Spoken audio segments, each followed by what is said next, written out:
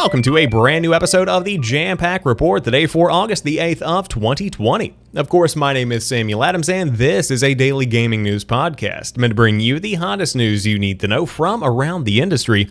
Hosted on YouTube and podcast services around the world 5 days a week, it is your one-stop shop for everything you need to know. Now, normally it is hosted on Monday through Friday. It is Saturday. You guessed it right. At this point, what are days of the week anyway, at this stage of the pandemic? But no, I had to stay late at work last night, and it made more sense by the time I got home to push yesterday's show into today. I get some sleep, you guys get a weekend upload. Ultimately, it becomes a win-win. On top of that, today's main subject is one that I've been wanting to talk about for a number of days, but I wanted to give everybody time to respond, and it looks like the final subjects are in, but no conclusion has been made. Apple has blocked Project xCloud on iOS, and Microsoft is not happy about it. Microsoft has abandoned testing the streaming service on Apple devices and issued a strongly worded statement criticizing Apple's decision. In a statement to Business Insider, Apple said it blocked Project xCloud because it cannot review each game on Game Pass, which Project xCloud joins in September. Quote, "The App Store was created to be a safe and trusted place for customers to discover and download apps, and a great business opportunity for all developers," Apple said. "Before they go on our store, all apps are reviewed against the same set of guidelines that are intended to protect customers and provide a fair and level playing field to developers.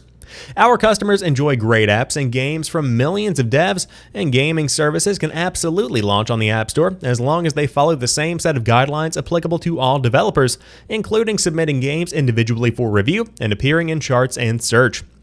In addition to the App Store, developers can choose to reach all iPhone and iPad users over the web through Safari and other browsers on the App Store."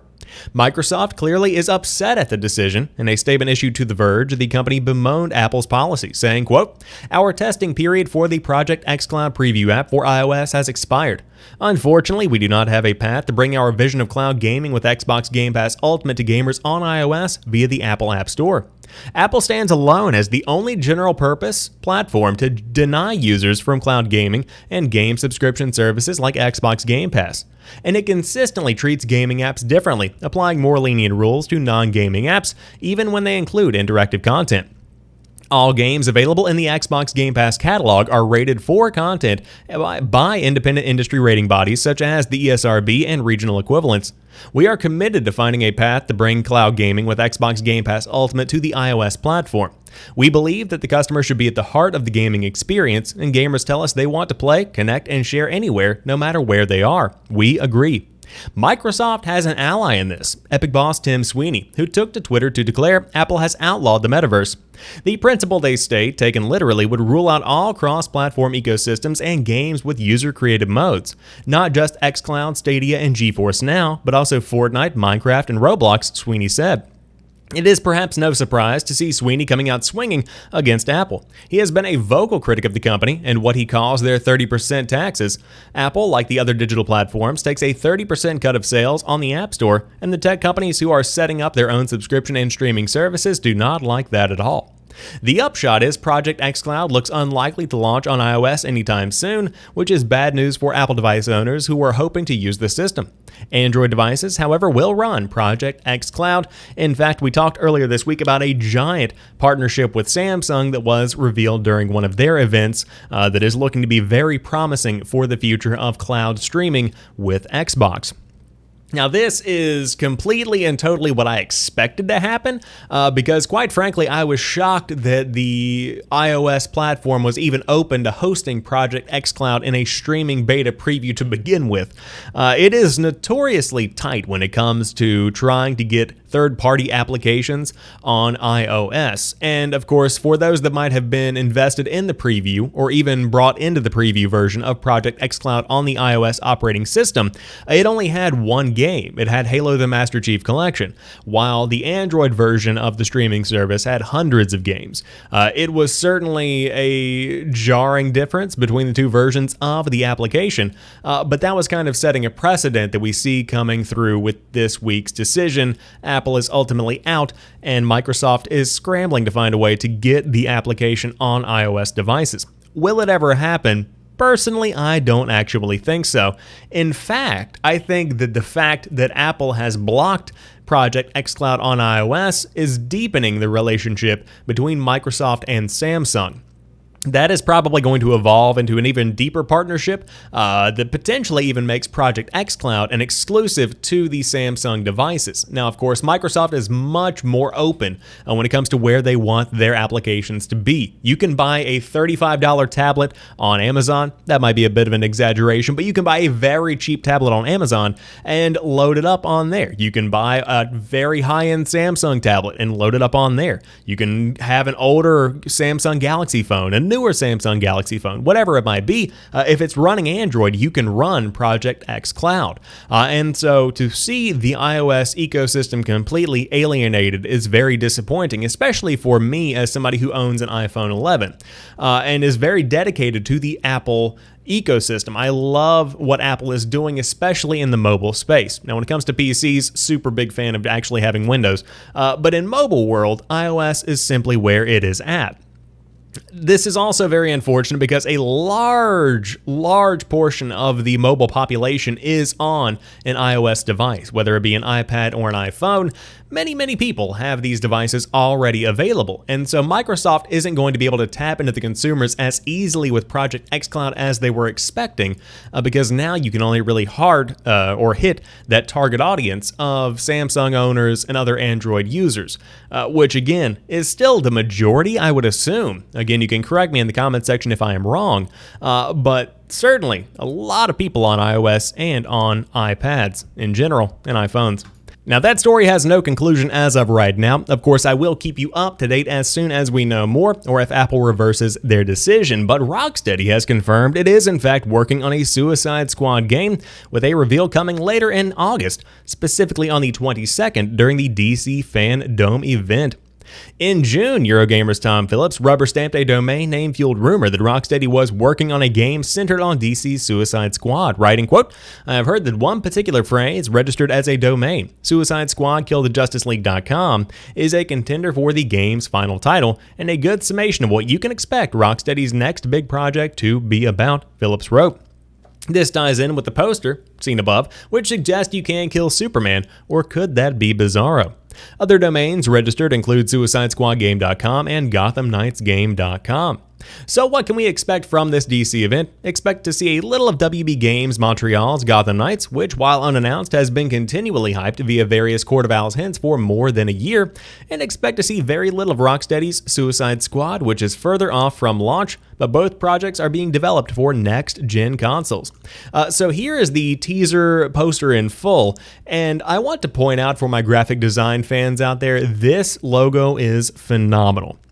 For those that are listening on the audio version of the show, the C in suicide and the U in squad, these coincide to make a crosshair, and then there is a target on Superman's head, which I believe is actually Bizarro. This seems to be more in line with what a lot of people have been thinking because of the suit design on top of that, the decomposition on the side of the face, the what looks to be very bloodshot eyes, and some kind of radiation. It looks more like Bizarro in my opinion, especially with the little Jerry curl kind of situation going there in the front.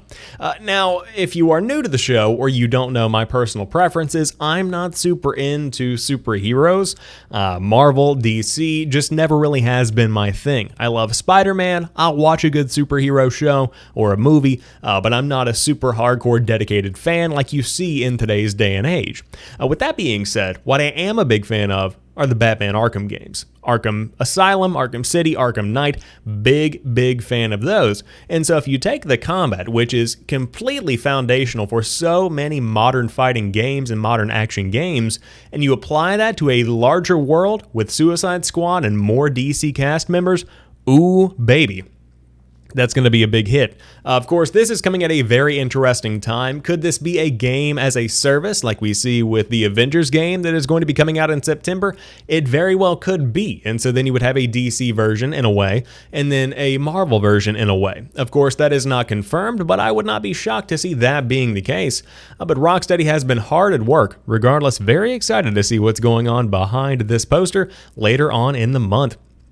Now, another big story broke yesterday. PS5 has secured, quote, huge third-party games as timed exclusives. A journalist claims, "You will be shocked." A prominent games industry journalist has claimed that Sony has secured huge third-party games as timed exclusives for PS5. Kinda Funny's Imran Khan claimed in a video on Thursday that the public will be shocked to discover the caliber of titles Sony has secured for its next-generation console, saying, quote, "There are things you will be shocked to find out that Sony is money-heading, like they are locking up for timed exclusivity," he said. Like, wow, that is a game that you're choosing? Not because it's bad, but because it's huge. So I'm interested to see what this conversation is going to be in a couple of months, because there are games that are widely accepted as multi-platform that Sony is locking up for a little while, he added. So I would not be shocked if they did something insane like Avengers Spider-Man exclusivity. PlayStation has already announced one significant platform exclusive this month in the form of Marvel's Avengers Spider-Man character. Of course, we've been talking about that a good bit. Now, this leaves a lot of questions that have been kind of simmering online, but personally, this is something that I can totally see being a very big impact on how people perceive the next generation and how people plan their purchases of next generation consoles. And the biggest example of how this can be a huge impact for many people is Final Fantasy VII Remake. The game launched earlier this year, and because of 1 year of timed exclusivity, the game itself became somewhat of a PlayStation exclusive. When I think about Final Fantasy VII Remake, I think of it as a PlayStation exclusive. And then it's not really that bad for the developers either, because once the PlayStation 4 version, or coming soon, the PlayStation 5 version comes out, then you have a second wave where people on Xbox and PC get to play your game, maybe even Switch, who knows? And so you kind of have this second wind in a way, and even then you'll probably get more people that are seeing more people playing the game again, coming back and getting it again on PlayStation. So it's kind of a good cycle in a lot of ways for the developers. And of course, it is a big return on investment for Sony, because now their name is affiliated directly with a name like Final Fantasy VII, or with a name like Marvel's Avengers with Spider-Man. That's kind of a big deal. And so I'm interested to see what these third-party games are. But Imran Khan, of course, I believe long-term Game Informer editor, if I remember correctly, he was recently let go because of the shuffling around at GameStop and the overall company over... It's a horrible situation over there at GameStop right now. But regardless, very interested to see where that goes. But if you want something to play this weekend, I have some good news for you. You can get a whole lot of Quake for free. Have you played Quake? The Eldritch Lords at RPS HQ don't let me write HYP post, but of course I thought I'd ask anyway. See, it's a QuakeCon at home weekend, and Bethesda is giving away a seminal piece of shooter history, and every character in its arena blasting descendant, I suppose that's a way to say it, Excuse me, that was disgusting. Quake Champions is free until the end of tomorrow. QuakeCon at Home is currently live over on Twitch, and fellow newsy Craig Persons highlighted some of the best sessions to check out during the weekend's activities. But if you want to get the freebies, of course, you can log into Bethesda.net before 4 a.m. on Monday morning for the Brits, 11 p.m. Eastern Time tonight, and you'll be able to snag your copy of Quake, and as a bonus, you'll get Quake 2 thrown in for free. See, Bethesda are running a charity drive alongside QuakeCon to raise funds for Direct Relief, the NAACP Legal Defense and Educational Fund, UNICEF, and the Trevor Project, and a $10,000 incentive to unlock the 97 sequel appears to have been handily smashed overnight. They're getting a bit on these days, but Quakes 1 and 2 are still proper grade fun. The RPS Hivemind reckon the first game is still one of the best PC shooters out there, and as someone who only dipped their toes into Shub Niggurath's, is that a way to say that? Nightmare Labyrinth for the first time this year, I am inclined to agree. So again, you can boot up that Bethesda launcher and get yourself some Quake before tonight. But that rounds out today's episode of the Jampack Report. If you enjoyed today's show, drop me a like down below and let me know what you think about everything we talked about here today. Are you looking forward to seeing Project xCloud on your Android device, or are you super bummed it's not going to be on iOS? I would love to hear your thoughts. But until tomorrow, I will talk to you guys soon, and peace.